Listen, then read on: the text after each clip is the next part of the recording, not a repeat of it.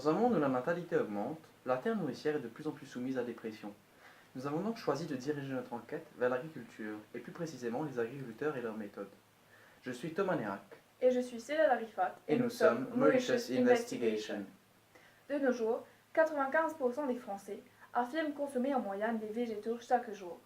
Les grandes cultures françaises représentent plus de 50% de l'agriculture. Cependant, on enregistre 85% de ces grandes surfaces agricoles contenant des pesticides. Tout le monde en parle, mais qu'est-ce qu'est vraiment un pesticide? Eh bien, le terme pesticide recouvre des substances chimiques dont l'usage vise à repousser, détruire ou combattre les ravageurs et les espèces indésirables de plantes. Il existe aussi des régulateurs de croissance, des défoliants ou encore des dessicants pour absorber l'humidité. Ainsi, de leur faible pouvoir de dégradation, ils peuvent contaminer durablement tout type de milieu: air, sol, végétation, animaux, eau et hommes. Par exemple, 1 gramme de pesticide suffit à contaminer un ruisseau de 10 km de profondeur. Les plus grandes cultures concernées sont le blé, l'orge, le maïs, le tournesol, le pois, la betterave sucrière, la pomme de terre ou encore la canne à sucre. La France est le premier marché européen de pesticides avec 66 millions et 659 000 kilos de pesticides par an. Le chiffre d'affaires s'élève à plus de 1,9 milliard d'euros.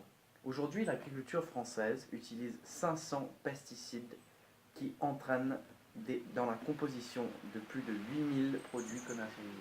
Elle précède donc l'Allemagne avec 1,25 milliard d'euros, l'Italie, la Grande-Bretagne et la Pologne. En moyenne dans le monde, 41,3% des légumes et 70,3% des fruits contiennent des résidus de pesticides avec dépassement des zones légales. Mais alors, quel pourrait être l'impact de cette consommation et utilisation excessive? De nombreuses études ont été menées afin de déterminer des maladies susceptibles d'être provoquées par l'accumulation de résidus de pesticides dans l'organisme humain. En plus des aliments et des végétaux consommés, l'homme se nourrit de viande animale, ayant déjà une accumulation de pesticides dans leur organisme. Ce qu'il faut retenir, c'est que ces produits chimiques sont destinés à tuer.